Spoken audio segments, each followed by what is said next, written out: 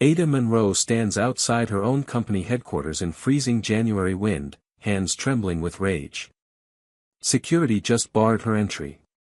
The white receptionist smirked. The operations manager laughed. They have no idea she owns this $60 million tech empire. In 48 hours, none of them will have jobs. But first, she needs to see exactly how deep this rot goes. Before we dive into this incredible story, drop a comment and let us know where you're watching from. If you believe in standing up against discrimination, hit that like button and subscribe so you never miss stories of courage and justice. Trust me, what happens next will leave you speechless. Now, let's get into what led to this unbelievable moment. The morning started like any other January day in Austin, Texas. 28 degrees, frost clinging to car windshields, the sky that pale gray color that promises no warmth. But for Ada Monroe, this Tuesday morning would become the day everything changed. Ada was 47 years old, a black woman who had built tech vision solutions from a garage startup into a $60 million tech empire over 15 years. She had conquered every obstacle the industry threw at her. Racist investors who dismissed her ideas. Conferences where she was mistaken for catering staff. Board meetings where men talked over her. She had survived it all and thrived. This morning, she was returning early from a leadership conference in San Francisco. She had cut the trip short by 3 days, eager to finalize a major expansion deal back at headquarters. She wore jeans, a comfortable sweater, no makeup. Her hair was pulled back in a simple ponytail. Usually, she arrived at the office in designer suits, full hair and makeup, stepping out of her chauffeured car. Today, she took a rideshare, looking like any regular person heading to work. The car dropped her at the front entrance at 7:45 a.m. The building gleamed in the cold morning light, all glass and steel, the Tech Vision logo prominent above the doors. Her building. Her company. Her dream realized. She walked toward the entrance, already mentally reviewing the tasks ahead. But before she could reach the door, a young white man stepped into her path. His name tag read, Dale. Security guard. Early 20s, muscular build, arms crossed over his chest. Can I help you? His tone wasn't helpful. It was suspicious. Ada smiled politely. Good morning. I work here. Dale looked her up and down, taking in her casual clothes, her lack of a briefcase. All employees use the back entrance. Company policy. Ada's smile faltered slightly. She had been CEO for 15 years. There was no such policy. I'm sorry, there must be some confusion. I need to get to my office. Back entrance. Dale's voice hardened. He didn't move. Ada took a breath, keeping her composure. I'd like to speak with the operations manager, please. Dale pulled out his radio. Gerald, got a situation at the front entrance. Within 2 minutes, Gerald Potter appeared. White man, mid-50s, expensive suit, perfectly styled silver hair. He had been operations manager for 8 months. Ada had hired him based on glowing recommendations, trusting her executive team's judgment while she focused on expansion. Gerald took one look at Ada and his expression shifted to irritation. What's the problem here? I work here, Ada explained calmly. I left my badge in my office and need to get inside. Gerald's eyes narrowed. We don't hire walk-ins. If you're looking for cleaning work, you need to apply through our contractor. The words hit Ada like a physical blow. Cleaning work. Because she was a black woman in casual clothes, she must be looking for cleaning work. Her blood pressure spiked, but she maintained her calm. Years of navigating corporate racism had taught her control. I'm not looking for cleaning work. I'm an employee. I need to speak with HR. Gerald waved his hand dismissively. We can't have people harassing our staff. Dale, escort her off the property. Dale grabbed Ada's arm. His grip was rough, fingers digging into her flesh. She yanked her arm away, her voice sharp. "Do not touch me. This is a mistake you're going to regret." Gerald's face reddened.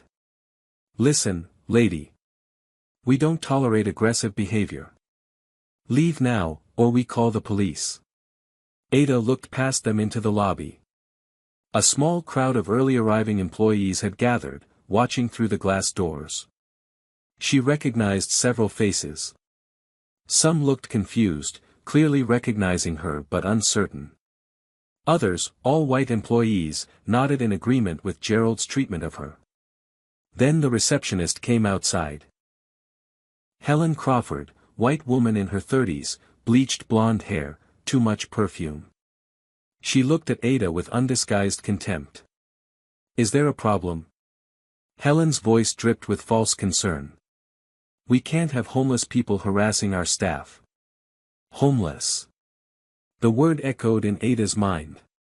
She stood there, the woman who signed everyone's paychecks, being called homeless on her own property. Her heart pounded. 15 years. She had spent 15 years building this company. She built it for people like her, to prove that black women could lead in tech, to create a space where talent mattered more than skin color. And now, she was being treated like a criminal at her own front door. In that moment, Ada made a decision. She would not reveal her identity. Not yet. She wanted to see how deep this poison ran, how many others were complicit, how thoroughly her vision had been corrupted. "I understand," Ada said quietly, her voice steady despite the rage coursing through her veins. "I'll leave. But I'll be back."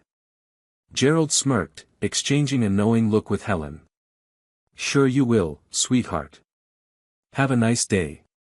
Ada turned and walked away. She did not look back. She walked 2 blocks through the freezing wind until she found a coffee shop. She sat by the window, hands wrapped around a cup of coffee she didn't drink, staring at her building in the distance. Then she pulled out her phone and called Beatrice. Beatrice had been her executive assistant for 12 years. A black woman, loyal, brilliant, someone Ada trusted completely. The phone rang twice. "Ada? You're back early. How was San Francisco?" "Beatrice, I need you to listen carefully." Ada's voice was cold, controlled. She recounted everything that had just happened. Silence on the other end. "Then, I'm going down there right now. I'm going to." "No." Ada's voice cut through. "I want to see how deep this goes. Don't tell anyone I'm back. Schedule an emergency board meeting for tomorrow morning. And I need personnel files for everyone hired in the past year." "Ada, what are you planning?" "House cleaning."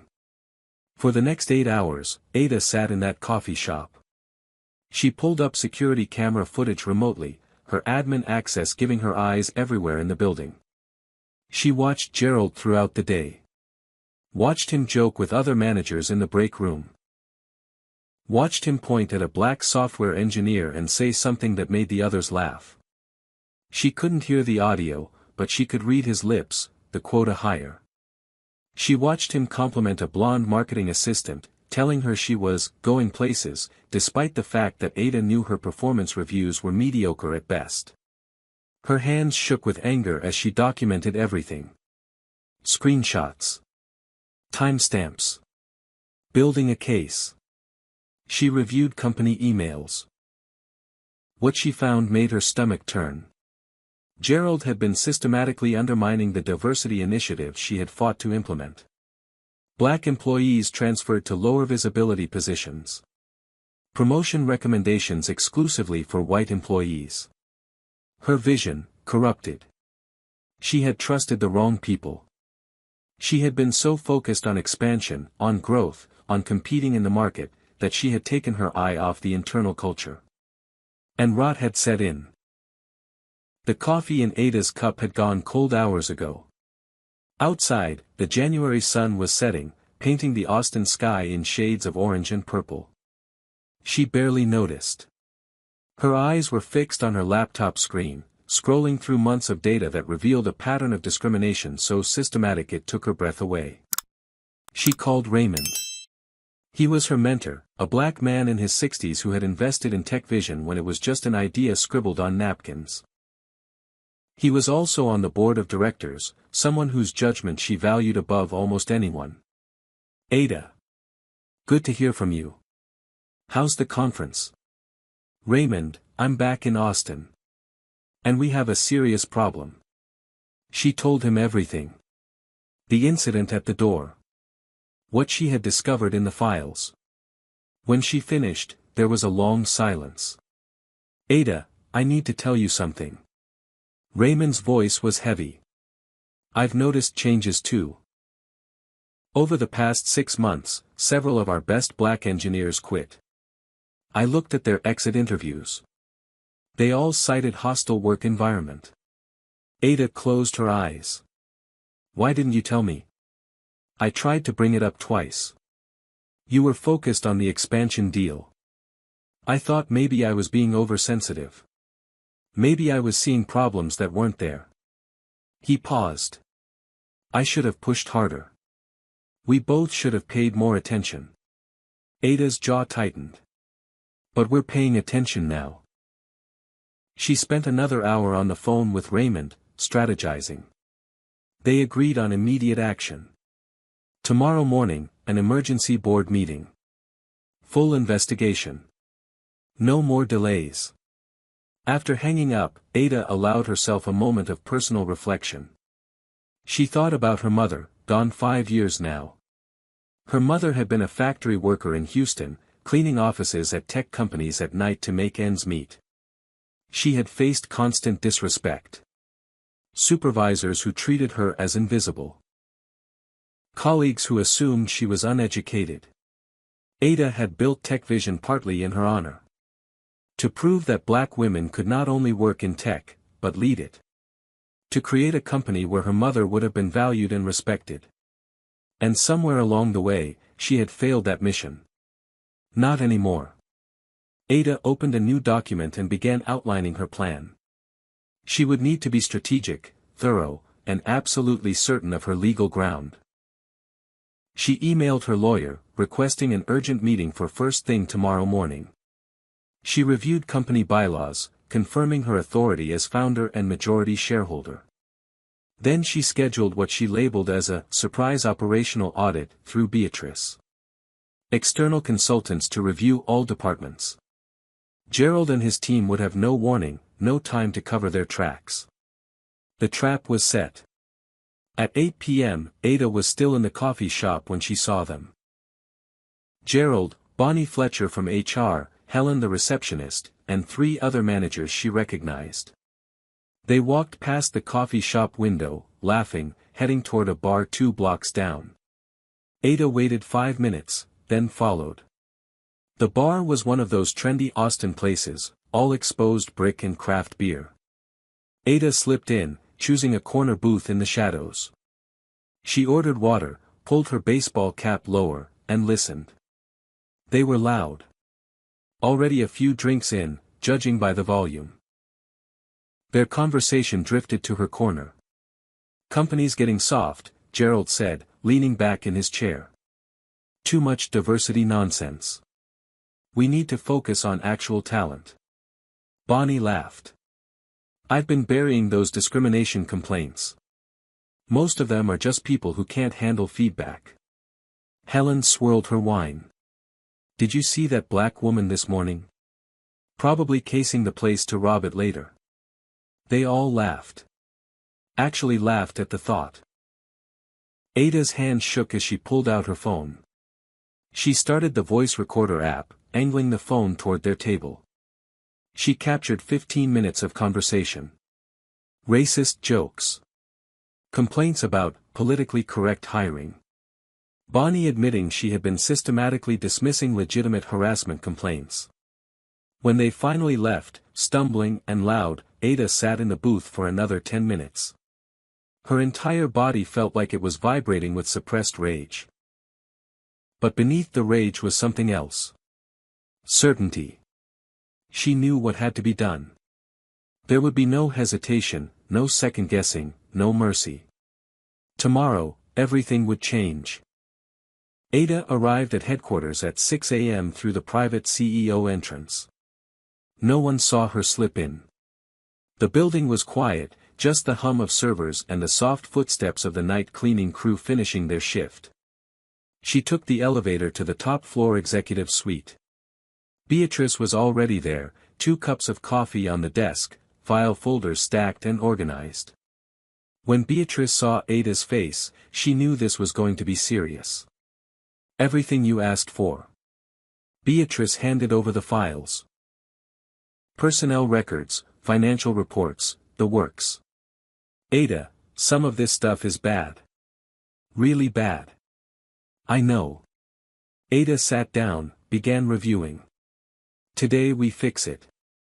At 8 a.m. sharp, the board members arrived. Raymond came in first, followed by 3 other investors and the company attorney. They gathered in the conference room, and Ada presented her evidence. Security footage from yesterday morning. The audio recording from the bar. Emails showing systematic discrimination. Statistics on promotion rates: white employees 78%, black employees 9%. Exit interview summaries. The list of complaints Bonnie had buried. When she finished, the room was silent. One of the investors, a white man named Frederick who had been skeptical of diversity initiatives from the start, looked uncomfortable. "This is damning," the attorney said quietly. "You have grounds for immediate termination. Multiple violations of federal law, company policy, and basic human decency." Raymond's hands were clenched into fists. "How did we let this happen?" "It doesn't matter how." Ada's voice was steel. "What matters is what we do now." The board voted. Unanimous support for immediate action.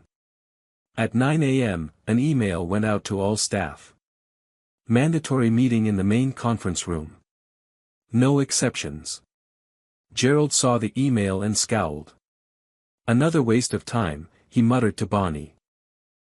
She rolled her eyes. "Probably another diversity training thing. So tedious." They had no idea what was coming. The conference room could hold 250 people. All 230 employees of TechVision filed in, confused but obedient. People stood along the walls, sat on the floor. The energy was uncertain, anxious. Gerald and his management team stood at the front near the podium, assuming they would be leading the meeting. They checked their phones, looking bored. The lights dimmed slightly. The screen at the front displayed the TechVision logo. Gerald stepped to the podium, tapping the microphone. "All right, everyone, let's make this quick so we can get back to."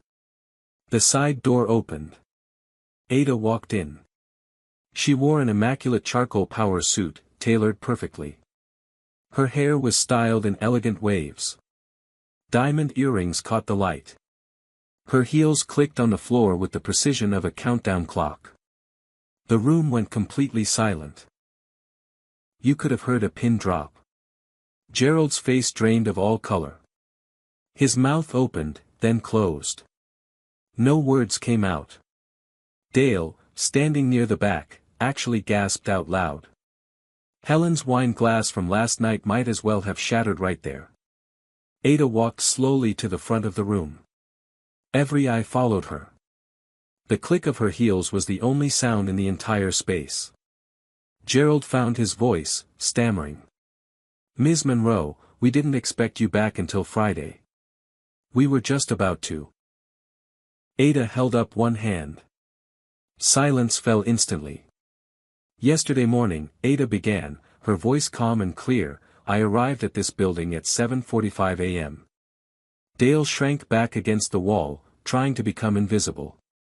"I was denied entry to my own company. I was grabbed. I was threatened with police." She paused, letting that sink in. "I was told to use the back entrance. I was mistaken for someone seeking cleaning work. I was called homeless." Murmurs rippled through the crowd. Shocked faces.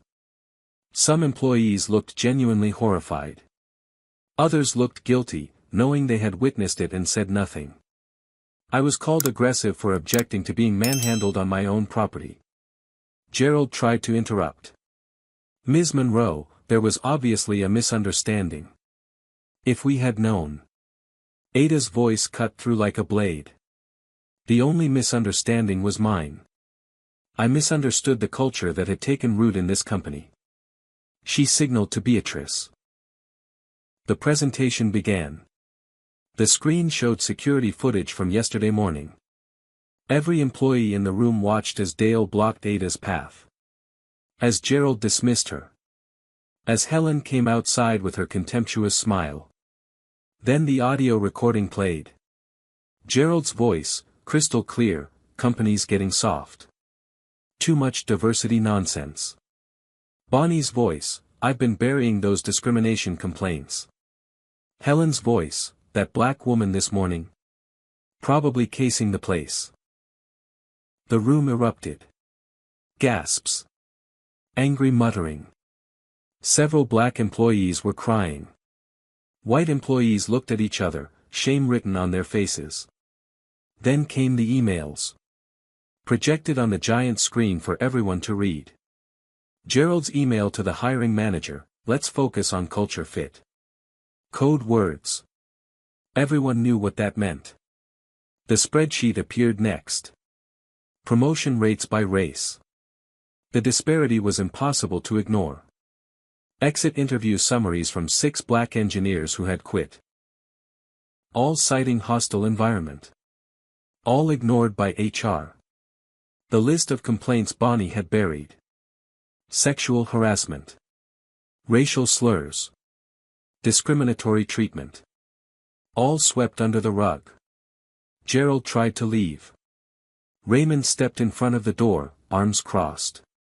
Ada's voice rang out again. Gerald Potter.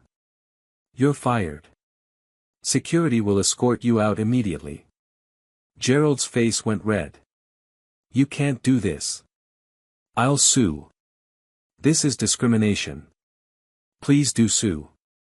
Ada's smile was cold. My lawyers are very eager to depose you. She continued. Bonnie Fletcher. Fired. Helen Crawford. Fired. Dale Morrison. Fired. The names kept coming. The operations supervisor who had helped create the hostile environment. 3 department managers who had participated in the discrimination. 11 people total. Security guards, a new team Ada had quietly brought in that morning, stepped forward. They began escorting the terminated employees out. Gerald was screaming now. This is reverse racism. You're firing us for being white. Ada didn't even look at him. She stood at the podium, arms crossed, watching them being removed from her building. Helen was crying. Bonnie was threatening lawsuits. Dale looked like he might be sick. The room watched in stunned silence as all 11 were walked out. When the door closed behind them, Ada turned back to the remaining employees. We will take a 30-minute break. Then we need to talk about the future of this company. The conference room exploded into chaos the moment Ada dismissed them for break. Voices overlapped, emotions running high. Some employees were applauding, relief visible on their faces. Others sat in shocked silence, processing what they had just witnessed. A white male engineer stood up abruptly, his chair scraping against the floor. His name was Bruce, senior developer, been with the company for 4 years. This is reverse racism, he shouted, loud enough for the entire room to hear. Every head turned. Ada slowly walked toward him, her heels clicking. The room quieted.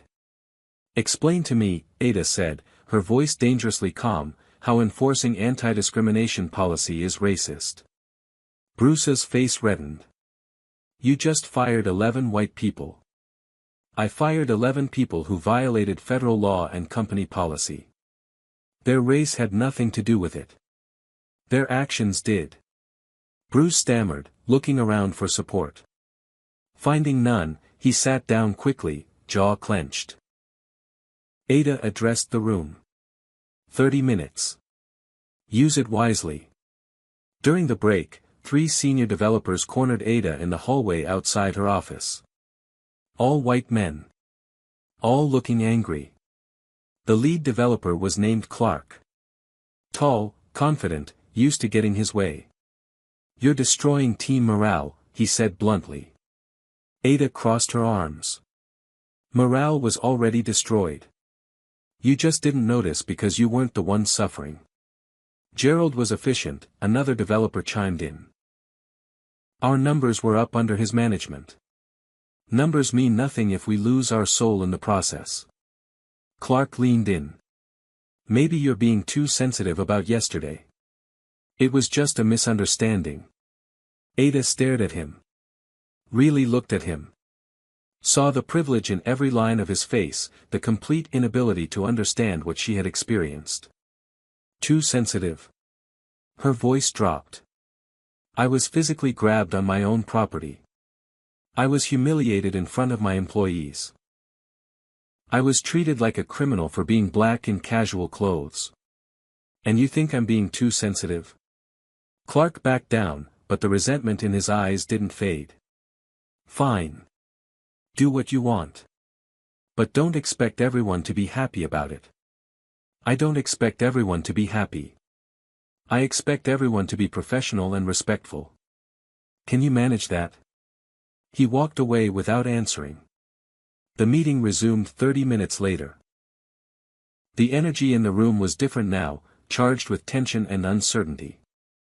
Ada stood at the podium again. Tech Vision was built on a principle. Talent has no color, no gender, no background. Somewhere along the way, we lost that. Today, we reclaim it. She announced immediate changes. Independent audit of all HR practices. Mandatory diversity training, no exceptions. Anonymous reporting system for discrimination or harassment. Promotion review committee with diverse representation. She also announced investments. $60,000 for employee resource groups. Mentorship program specifically for underrepresented engineers. Salary equity review to identify and correct pay disparities. A hand went up. Candace, the marketing director. White woman, early 40s, had been quiet during the firings. Yes, Candace. Isn't this going too far? I mean, won't we be accused of favoritism now? Overcorrecting? Ada's jaw tightened. Favoritism is what we're correcting. What we had before was favoritism. What we're implementing now is fairness. But focusing so much on race creates division, doesn't it? Shouldn't we just focus on merit? We are focusing on merit. Real merit. Not the fake merit system where people who look a certain way get promoted regardless of performance. Several employees shifted uncomfortably. The black employees in the room were nodding vigorously. A Latino software engineer raised his hand. Carlos, mid-30s, talented programmer. Ms. Monroe, I just want to say thank you. This needed to happen. I've been here 3 years, and I was starting to think about leaving. Now I feel like maybe I can stay. Ada's expression softened slightly. Thank you, Carlos. That's exactly why we're doing this. The meeting ended an hour later. Employees filed out slowly, talking in hushed voices. The energy was mixed. Some looked hopeful. Others looked resentful. Change was never comfortable. Ada returned to her office, exhausted. The adrenaline that had carried her through the day was fading, leaving her drained. On her desk was an envelope. Her blood ran cold. It hadn't been there before the meeting. She opened it with trembling hands. Inside was a handwritten note on plain white paper. You're making a mistake. White employees won't tolerate this. We're the majority. We'll make you regret this. Watch your back. No signature. Beatrice came in, saw Ada's face. What is it? Ada handed her the note. Beatrice read it, fury flashing across her features. We need to find who wrote this. Security cameras, handwriting analysis. Add it to the file. Ada's voice was steady, but her hands shook. But we don't let fear stop us. Ada, this is a threat. I know. And I'm not backing down. That evening, Ada sat alone in her office long after everyone else had gone home. The city lights of Austin twinkled below, the skyline beautiful and indifferent.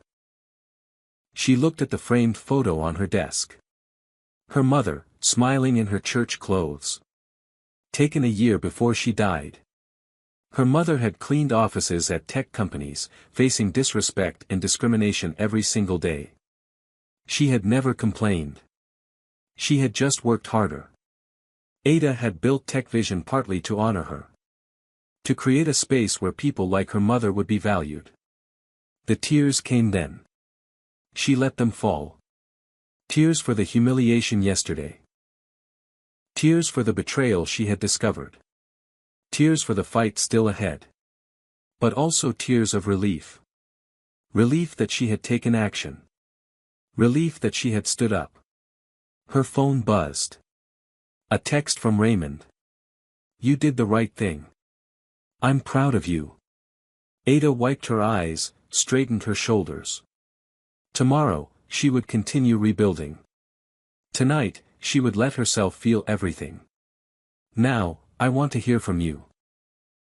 Comment number 1 if you think Ada made the right decision firing those managers on the spot, or comment number 2 if you think she should have handled it differently. And if you've ever faced discrimination at work, drop a comment sharing your story. Your voice matters. Hit that like button if you're standing with Ada, and subscribe because this story is far from over.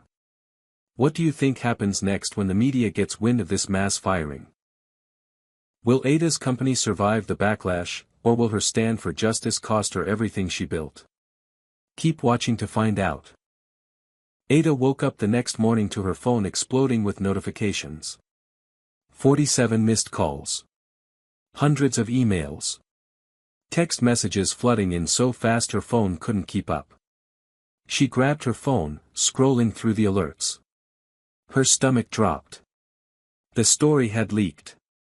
Tech news sites were running headlines. TechVision CEO fires 11 managers after discrimination incident. Mass termination at Austin tech company. CEO claims racial discrimination, critics call it revenge. She clicked on the first article. Her heart sank further. Gerald had given an interview. A long one. He sat in front of cameras looking wounded and victimized, telling a completely different version of events. I was fired for being white, he said, shaking his head sadly. Ada Monroe has implemented racist hiring practices.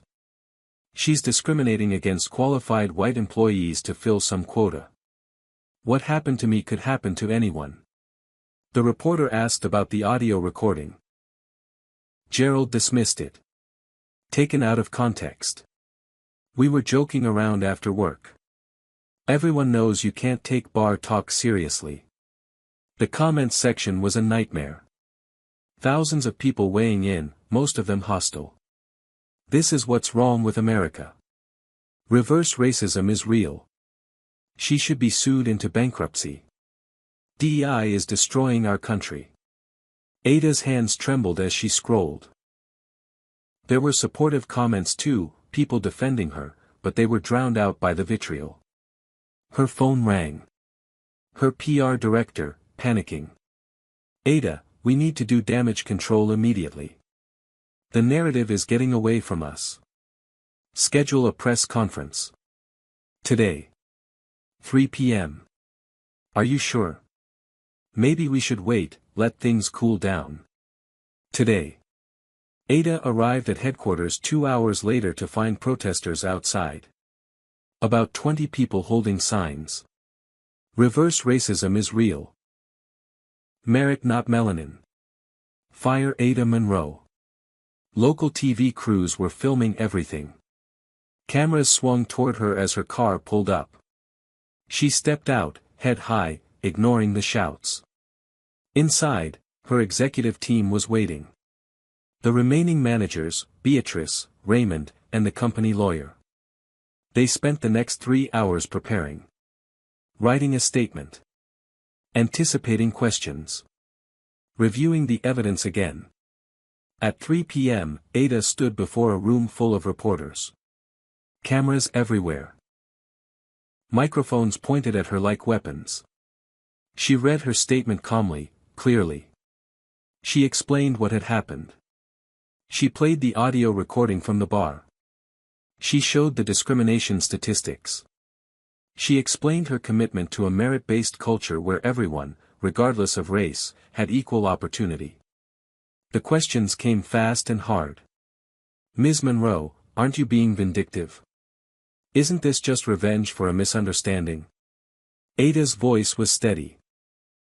Is enforcing anti-discrimination law vindictive? Is protecting my employees from harassment vindictive? I don't think so. Another reporter. You fired 11 white people. How is that not racial discrimination? I fired 11 people who violated federal law and company policy. If they had been black, Latino, Asian, or any other race, the outcome would have been identical. Their actions determined their fate, not their skin color. But the timing seems suspicious. You were personally offended, so you retaliated. Ada leaned into the microphone. I was personally offended because I was personally discriminated against. Yes. But this isn't about my feelings. This is about a pattern of behavior that hurt many employees over many months. The evidence speaks for itself. The press conference ended 30 minutes later. The reactions were mixed. Some outlets praised her courage. Others doubled down on the reverse racism narrative. That evening, disaster struck. Ada was in her office when the IT director burst through the door, face pale. We have a major problem. Our servers are experiencing critical failures. Client data may be compromised. Ada's blood went cold. What? How? Someone with administrative access deleted core files before leaving. The backups are corrupted. We're trying to recover everything, but... He trailed off, the implications clear. Ada felt the room spin. Administrative access. That meant Gerald or one of the other fired managers. They had sabotaged the company on their way out. How bad is it? Bad. We could lose months of data. Client projects. Financial records. Everything. The next 72 hours were a nightmare.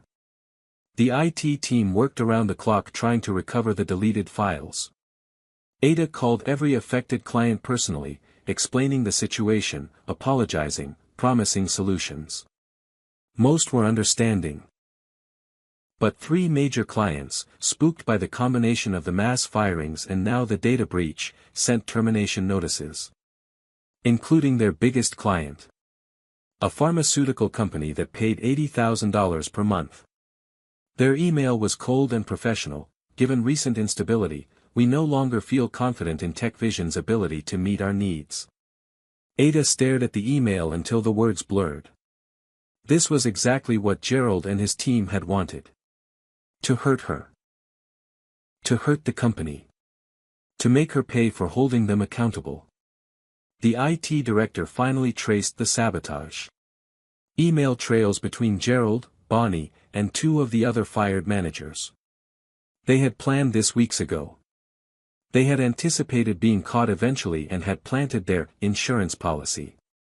Ada contacted the FBI. Corporate espionage was a federal crime. But the investigation would take months, and the damage was already done. The company's stock price, which had been climbing steadily since they went public 6 months ago, started dropping. Competitors began circling, trying to poach their remaining clients with whisper campaigns about instability. Board members were calling daily, worried. Investors questioning her decisions. Ada was working 20-hour days, surviving on coffee and adrenaline. She barely slept. When she did, she had nightmares about watching her company collapse. Beatrice found her in the office at 2 a.m. one night, staring at spreadsheets. "Ada, you need to rest." "I can't. If I stop, everything collapses." "You're going to collapse first." Ada looked at her, eyes hollow. Maybe they were right. Maybe I should have handled this differently. Maybe I destroyed everything by trying to do the right thing. Beatrice sat down across from her. "Do you regret firing them?" Ada thought about it. Really thought about it. "No. I regret that I didn't see it sooner." "Then you did the right thing. The consequences are hard, but that doesn't make it wrong." Still, the doubt crept in. Ada found herself drafting a resignation letter late one night. Maybe stepping down would save the company. Maybe a new CEO could rebuild trust, bring back clients, stabilize everything. Her finger hovered over the send button. Then her phone rang. Unknown number. She almost didn't answer. "Ms. Monroe. My name is Catherine Liu. I'm CEO of DataStream Technologies." Ada recognized the name immediately. DataStream was a Fortune 500 tech company worth billions. Catherine Liu was a legend in the industry. "Ms. Liu, what can I do for you?" "I saw your press conference. I want to help." Ada's hand tightened on the phone. "I'm sorry, why would you want to help?" Catherine Liu's voice was warm but firm. "Because I was you. 10 years ago. Asian woman CEO of a major tech company. I faced discrimination, harassment, systematic undermining of my authority. And I didn't fight back. Why not? I was afraid. Afraid of the backlash, the media storm, the damage to the company. So I stayed quiet. I made compromises. I let things slide that I never should have let slide." Catherine paused. The poison festered. It took years to root out, and by then, the damage was much worse. I've regretted my silence ever since. Ada felt tears prickling her eyes. And now? Now I'm watching you do what I should have done. With courage I didn't have.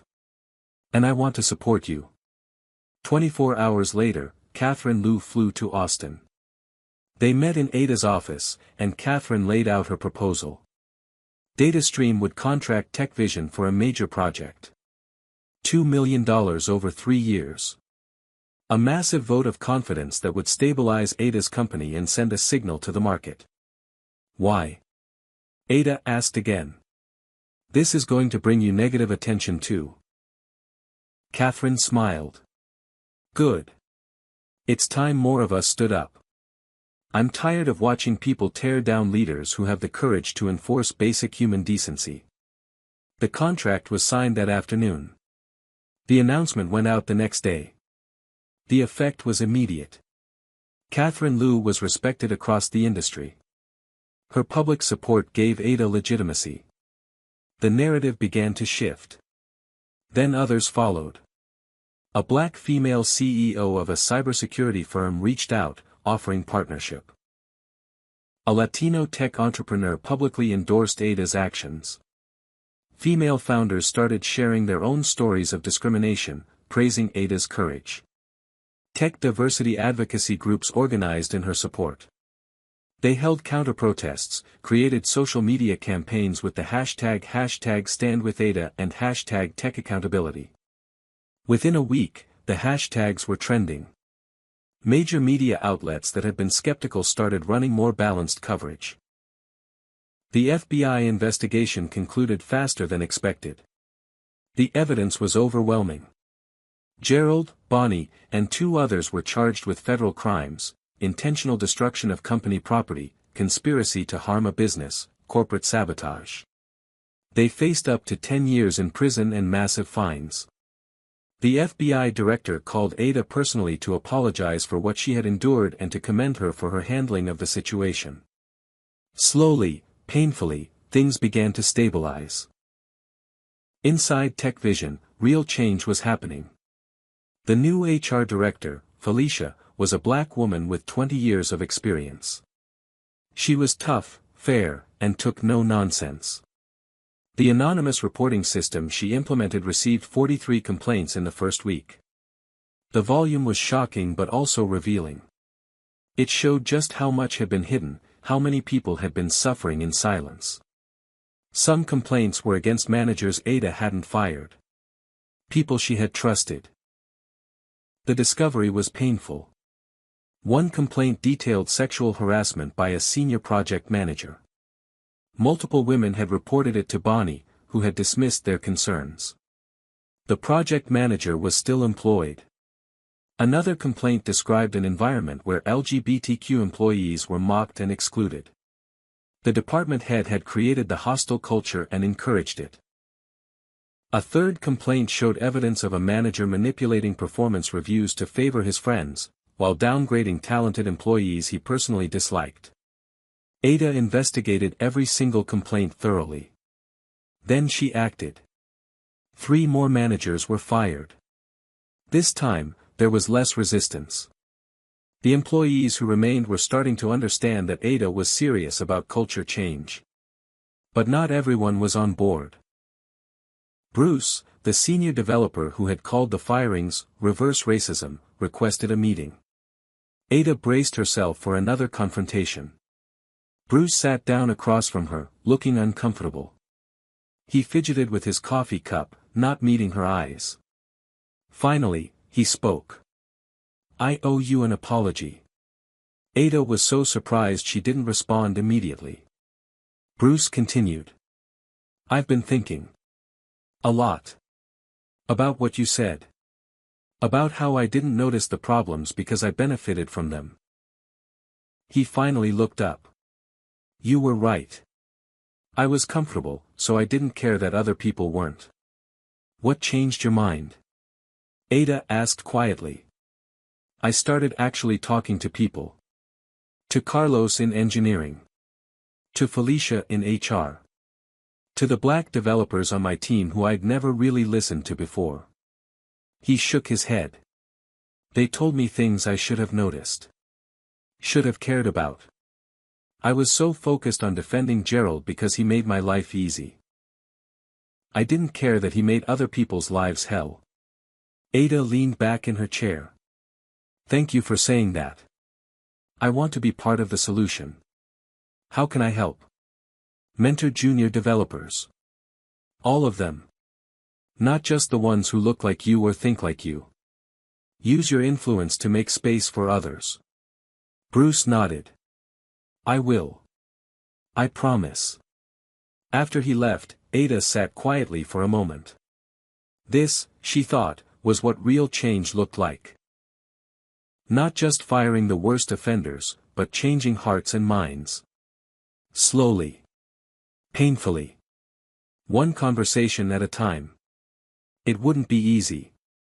But it was possible. 3 months after the firings, Ada stood in the main conference room looking at the quarterly results. She could hardly believe the numbers. Revenue was up 45%. Employee satisfaction scores had skyrocketed. Productivity metrics showed a 32% increase. Innovation was thriving, with 2 new patents filed and 3 new products in development. The turnaround was remarkable. And the media had noticed. TechVision was named Best Place to Work by 3 major industry publications. Harvard Business Review requested permission to write a case study on the company's transformation. Ada's keynote speech at a tech leadership conference went viral, racking up 20 million views. Invitations poured in from around the world. Speaking engagements. Consulting requests. Media interviews. The new leadership team she had assembled was exceptional.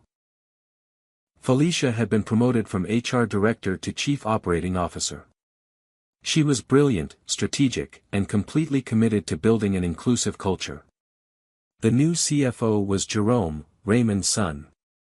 He brought a Harvard MBA, experience at top firms, and a fresh perspective on sustainable growth. The CTO was Priya, an Indian woman who had left a cushy job at Google to join TechVision's mission. Her technical expertise was matched only by her commitment to mentoring young engineers. The marketing director was Carlos, a Latino man with startup experience who understood how to tell TechVision's story authentically. And the head of security was Denise, a black woman and former police chief who took the safety of employees seriously while also understanding the importance of creating a welcoming environment. Team meetings were completely different now. Collaborative. Respectful. People challenged each other's ideas but did so professionally. Different perspectives were valued, not dismissed. This was what Ada had always envisioned. But success brought new challenges. A major Silicon Valley venture capital firm reached out with an investment offer. $50 million for expansion. It was a massive opportunity. Ada was cautious. She researched the firm thoroughly before agreeing to meet. The meeting took place in their San Francisco offices. Floor-to-ceiling windows overlooking the bay. Minimalist furniture. Expensive art. The partners were all white men. Not surprising in venture capital, but Ada's instincts were on alert. The lead partner, a man named Stanford with perfectly styled hair and a too-bright smile, shook her hand enthusiastically. "Ms. Monroe, we're huge fans. Your story is incredible." "Thank you." They sat around a conference table. Stanford launched into his pitch. "We want to invest $50 million into TechVision. Help you scale rapidly. National expansion, maybe even international. The sky's the limit." Ada listened carefully. "What's your vision for the company's culture?" Stanford waved his hand. "Oh, you'd maintain full control of that, of course. We're hands-off on culture. We just care about returns. But you mentioned my story earlier. What did you mean?" He smiled wider. "The whole underdog thing. Diversity. Standing up to discrimination. It plays really well with consumers. Very marketable." Ada's blood went cold. Marketable. Absolutely. Corporate social responsibility is huge right now. Consumers want to support companies with good stories. Your story sells. There it was. They didn't care about the mission. They wanted to exploit her struggle, package it, sell it to consumers to make money. "Gentlemen," Ada said, standing up. "Thank you for your time, but I'm going to decline your offer." Stanford looked shocked. "You're turning down $50 million. I won't let my company or my mission be tokenized. We're not a marketing gimmick. We're a real company doing real work to create real change." She walked out. A week later, a different venture capital firm reached out. This one had a diverse partnership, 2 women, 1 black man, 1 Asian man. Their track record showed consistent support for underrepresented founders. The meeting was completely different. They asked thoughtful questions about TechVision's technology, growth strategy, and cultural values. They shared their own experiences with discrimination in the industry. They understood the mission because they had lived similar struggles. Their offer was $40 million with better terms. More importantly, they wanted to support Ada's vision, not exploit it. Ada accepted. The expansion plans moved forward. 3 new offices would open in Atlanta, Oakland, and Houston. 200 new employees would be hired over the next year. But not everyone was celebrating. Gerald's wrongful termination lawsuit was moving through the courts. His lawyer had filed motions, scheduled depositions, and was clearly preparing for a public trial. Gerald was seeking $10 million in damages. He claimed racial discrimination, reputational harm, and emotional distress. Ada's legal team was confident. The evidence against Gerald was overwhelming. But a trial would be a media spectacle, dredging up everything again. Discovery began. Gerald's lawyers requested thousands of documents. Ada's team complied, knowing that every piece of evidence would further prove their case. Gerald's lawyer reviewed the evidence and called an emergency meeting with his client. He strongly advised settlement. Gerald refused. He wanted his day in court. He wanted to be vindicated publicly. Fine, Ada thought. If he wanted a public trial, he would get one. Meanwhile, Ada's personal life continued to suffer. Her relationship had ended months ago. Her boyfriend couldn't handle the stress, the media attention, the death threats she received. "You chose the company over us," he had said. "I chose justice over comfort," she had replied. Some old friends had distanced themselves too. They thought she had gone too far, made too much noise, caused unnecessary drama. Other friends supported her completely but worried about the toll everything was taking on her health and happiness. Ada was lonely. But she was also certain she had done the right thing. A major tech conference invited her to give the keynote speech. The topic: leadership, courage, and creating inclusive cultures. Ada hesitated. The lawsuit was still pending. The wounds were still fresh. But Beatrice encouraged her. "Your story needs to be heard. People need to know they can stand up." Ada agreed and began preparing the speech. As she wrote, she reflected on the entire journey. The pain of discrimination. The courage it took to fight back. The cost of doing the right thing.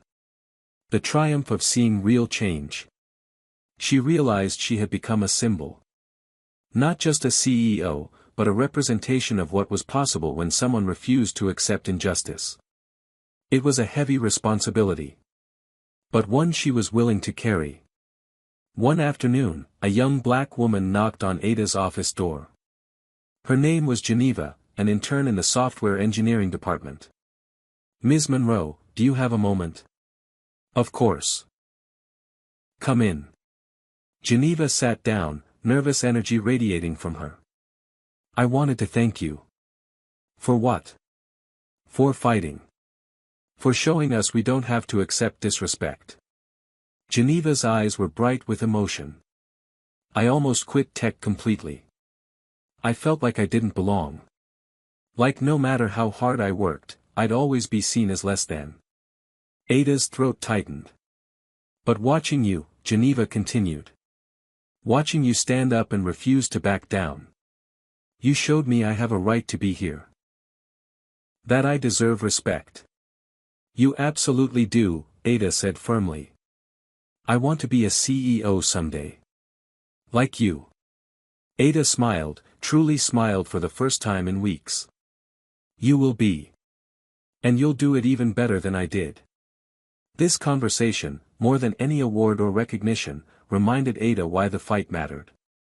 The trial began on a cold Monday morning in February. The courtroom was packed. Media filled the back rows, cameras ready for the breaks when they'd be allowed to film.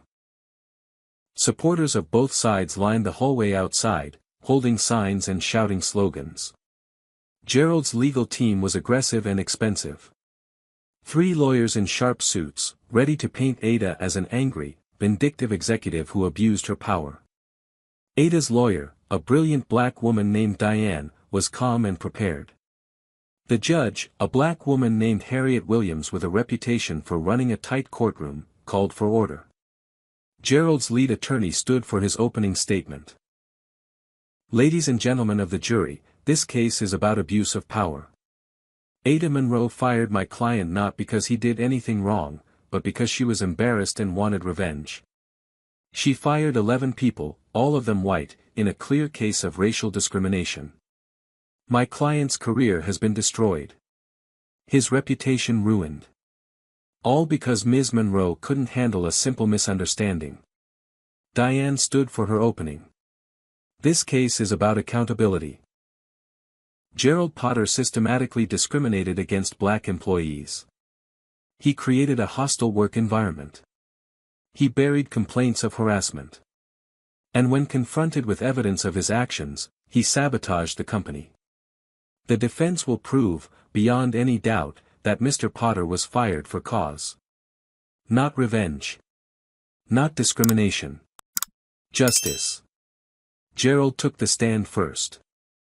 He played the victim well, describing his shock at being fired, his confusion about what he had done wrong.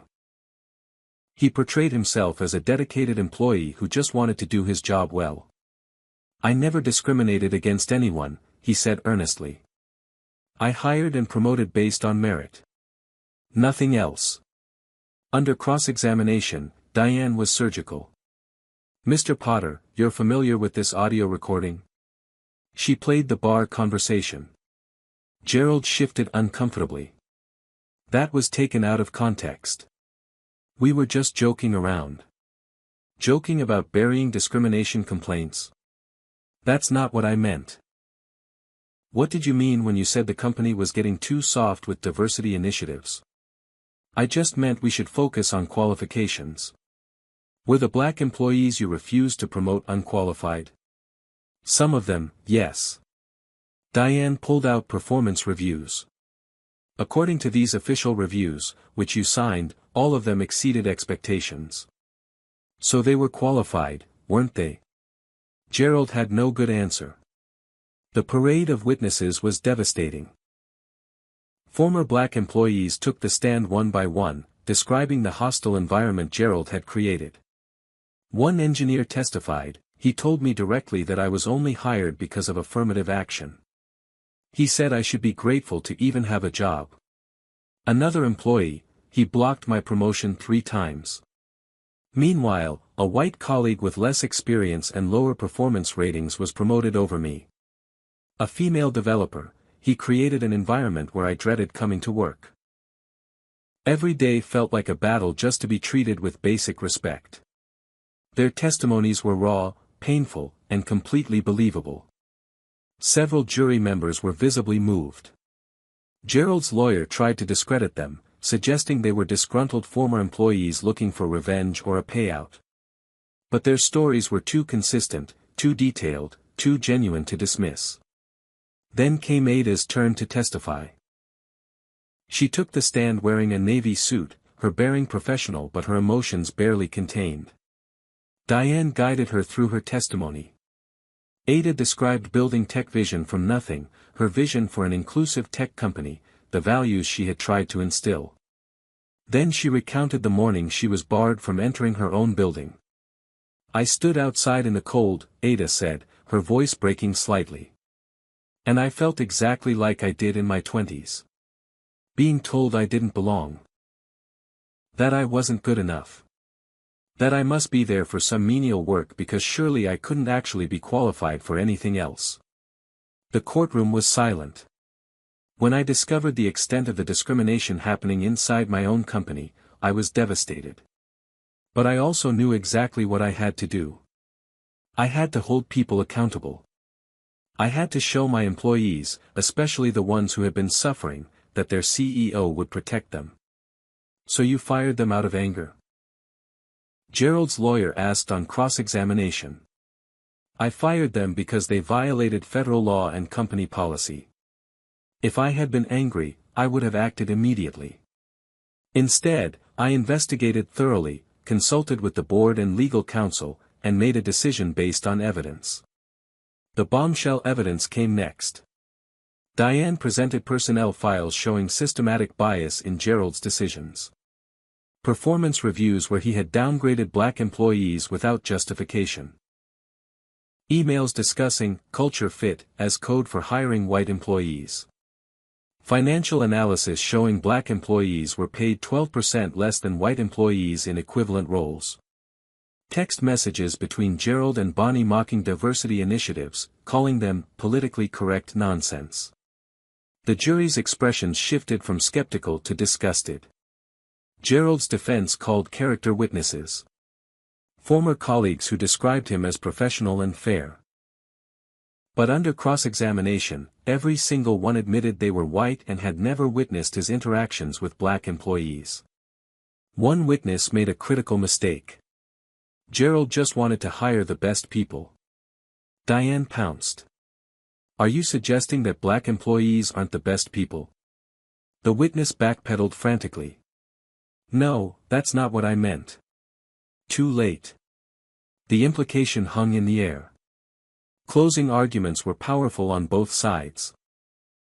Gerald's lawyer made an emotional appeal about the dangers of political correctness destroying innocent people's careers. Diane responded with calm authority. This isn't about political correctness. This is about federal law. This is about human decency. Gerald Potter created a hostile work environment, violated anti-discrimination statutes, and when caught, sabotaged his employer. He is not a victim. He is a perpetrator. And the evidence proves it beyond any doubt. The jury deliberated for 4 hours. When they returned, the forewoman stood. We find in favor of the defendant, Ada Monroe. The courtroom erupted. The judge called for order, pounding her gavel. The jury found no wrongful termination. No discrimination. No damages awarded to Gerald. Ada countersued for the sabotage, but the jury recommended she pursue that through the criminal case already pending. Gerald's face crumbled. His lawyer immediately filed notice of appeal, but everyone knew it was over. Outside the courthouse, Ada emerged to a crowd of supporters. Signs reading, "Justice prevailed," and "We stand with Ada," filled the plaza. Reporters shoved microphones at her. Ada made a brief statement. Today, justice prevailed. This verdict says clearly that discrimination will not be tolerated. That leaders have not only the right but the responsibility to enforce anti-discrimination laws. I hope this encourages other leaders to stand up, to hold people accountable, to create workplaces where everyone is valued. She spotted Geneva in the crowd, holding a sign that read, "Thank you, Ms. Monroe." Ada waved to her, smiling genuinely for the first time in months. That evening, TechVision employees gathered spontaneously at a local restaurant. A celebration erupted. Black, white, Latino, Asian employees all celebrating together. This, Ada thought, was the vision. People working together, judged by merit, respected as humans. Bruce approached her. You saved this company's soul. Ada shook her head. We all did. This is just the beginning. 6 months after the trial, Ada stood in her corner office and looked out over the Austin skyline. The city was growing, changing, full of possibility. Just like her company. TechVision had not just survived. It had thrived beyond anyone's expectations. Revenue was up 45% from the previous year. The company had been named Best Place to Work by 3 major publications. Harvard Business Review published their case study, which became required reading in MBA programs across the country. Ada's keynote speech at the Tech Leadership Conference had been viewed 20 million times. The invitations kept pouring in. Speaking engagements from Tokyo to London. Consulting requests from Fortune 500 companies trying to transform their own cultures.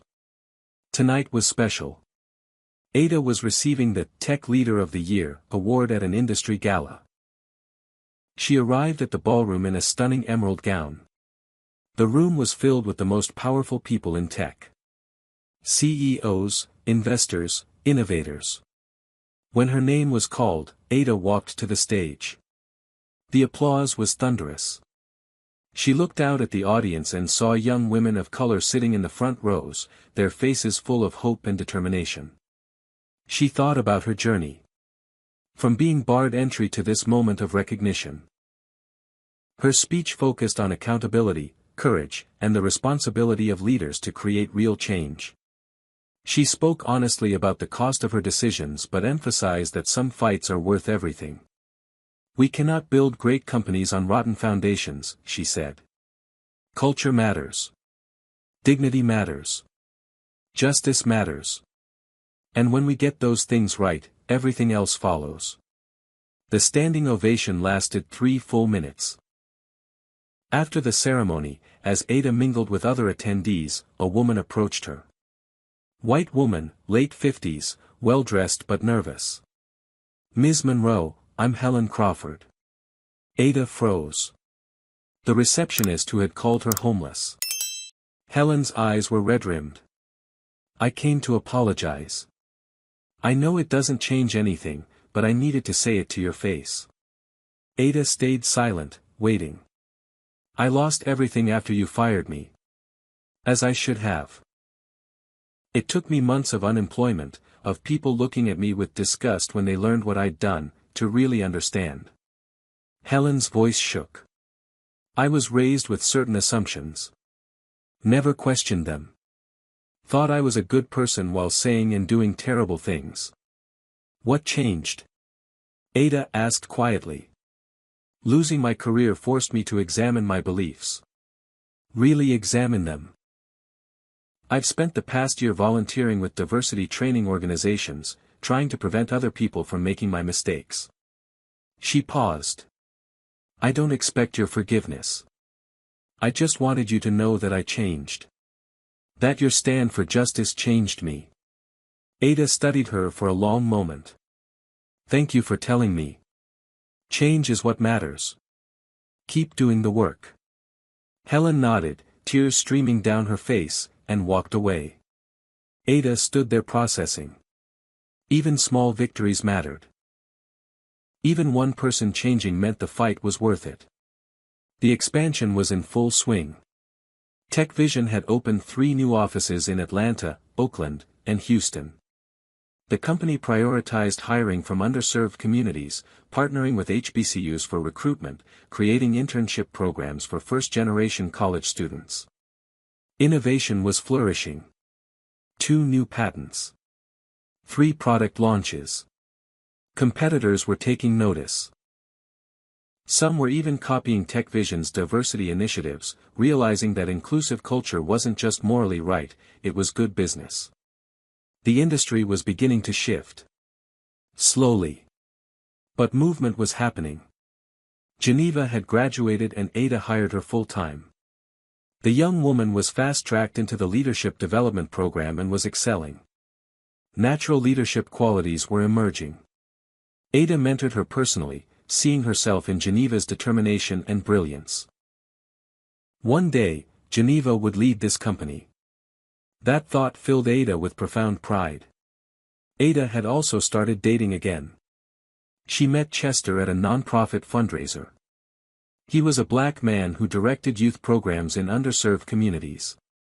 He understood her mission because he lived his own. Their relationship was growing slowly, healthily. Ada was learning to balance work and life again. Gerald's appeal was denied. He faced criminal trial for the sabotage and was ultimately convicted. Sentenced to 5 years in federal prison and ordered to pay restitution. Other companies started reaching out to Ada for consulting, wanting help transforming their cultures. She was considering starting a second venture, a diversity consulting firm that would use TechVision as a model and scale the impact beyond one company. Beatrice was enthusiastic about the idea. You could change entire industries. 1 year to the day after being barred from her building, Ada arrived at headquarters at exactly 7:45 a.m. The new security guard, a black woman named Diana, recognized her immediately and smiled warmly. Good morning, Ms. Monroe. She held the door open with genuine respect. Ada paused at the entrance. She looked at the same door where she had stood in the freezing cold, humiliated and enraged. Everything had changed because she refused to stay silent. She walked through the door, head high. Later that day, Ada called an all-staff meeting.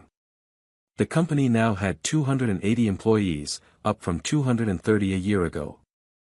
Diverse faces looked back at her. Black, white, Latino, Asian, people from all backgrounds, all working together. 1 year ago today, Ada began, I learned that our company had lost its way. I was devastated. Angry.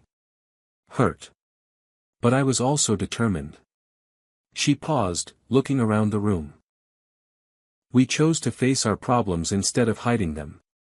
We chose accountability over comfort. We chose to be better. Look around this room. This is what better looks like. The applause was genuine, emotional. Several people were crying. The black engineer who had thanked her during the firing stood up. "Ms. Monroe, thank you for fighting for us. For showing us that we matter." Ada's voice was thick with emotion. "I didn't fight alone. We all did this together. And we're going to keep fighting. Keep building. Keep proving that there's a better way." That evening, alone in her office, Ada looked at the photo of her mother. "We did it, Mama. We really did it." She thought about the cost. The stress that had aged her. The threats she still occasionally received. The relationships she had lost. The nights she couldn't sleep. Would she do it again? Without a moment's hesitation. Yes. Because some fights are worth everything. Her phone buzzed. An email from a young black woman in Seattle starting her own tech company, asking for advice. "You showed me it's possible. Thank you."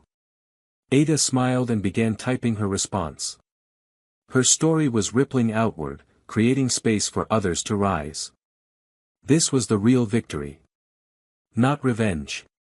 Not retribution. But transformation. She stood at the window, looking out over the city lights. She had built this company twice. Once with code and vision. The second time with courage and conviction. Both required intelligence. But the second required something more, moral clarity. She had made the choice. Right over easy. Justice over comfort. And it had changed everything. Ada Monroe, once barred from her own building, now stood at the top with the door open behind her. Open for everyone who dreams. Everyone who dares. Everyone who refuses to accept anything less than dignity. The fight would continue. There would be more challenges, more obstacles, more people resistant to change. But tonight, she celebrated how far they had come. And she knew, with absolute certainty, that they would keep going. What about you? Have you ever had to stand up against injustice at work, even when it cost you something? Drop your story in the comments. If Ada's courage inspired you, smash that like button and share this video with someone who needs to hear it. Subscribe so you never miss stories of people who refuse to back down when doing the right thing. And here's my question for you. What would you have done in Ada's position? Would you have revealed your identity immediately or done what she did? Comment and let's discuss. Thank you for watching, and remember, change always starts with one person brave enough to say enough is enough. Until next time, keep fighting for what's right. Ada Monroe's journey teaches us profound truths about leadership and courage. First, silence in the face of injustice enables its continuation. When leaders ignore discrimination, they become complicit in perpetuating it. Ada's decision to investigate thoroughly before acting shows that righteous anger must be channeled through strategic thinking and legal frameworks. Second, doing the right thing often comes with significant costs. Ada faced media attacks, financial losses, personal threats, and relationship strain. Yet she never wavered because her moral compass was clear. True leadership means prioritizing principles over popularity and justice over comfort. Third, systemic change requires more than removing bad actors. It demands rebuilding culture from the foundation, implementing accountability systems, and giving voice to those previously silenced. Ada didn't just fire discriminatory managers, she transformed hiring practices, compensation structures, and reporting mechanisms. Fourth, allies matter immensely. Catherine Liu's support, Raymond's guidance, and employees like Bruce who examined their own biases created momentum for sustainable change. Transformation is collective work, not individual heroism. Finally, representation in leadership positions carries weight beyond individual success. Ada became a symbol showing that black women can not only survive in tech but lead it with integrity. Her courage inspired Geneva and countless others to believe they belong in spaces that once excluded them. The most powerful lesson. Standing up to injustice isn't optional for those with power. It's a moral imperative. And while the cost is real, the alternative, complicity, costs far more. Now I want to hear from you. Have you ever witnessed discrimination in your workplace? How did you respond? Drop your story in the comments below. If you think Ada made the right choice standing up against racism, hit that like button right now. And here's a question that really matters. Would you have had the courage to do what Ada did, knowing it might cost you everything? Comment number 1 if yes, number 2 if you're not sure, or number 3 if you think she went too far. Subscribe to this channel so you never miss powerful stories of people fighting injustice and winning. Share this video with someone who needs to be reminded that one person really can make a difference. Share it with young professionals entering the workforce. Share it with leaders who need inspiration to do better. Thank you for spending this time with me today. Thank you for caring about justice, dignity, and creating workplaces where everyone belongs.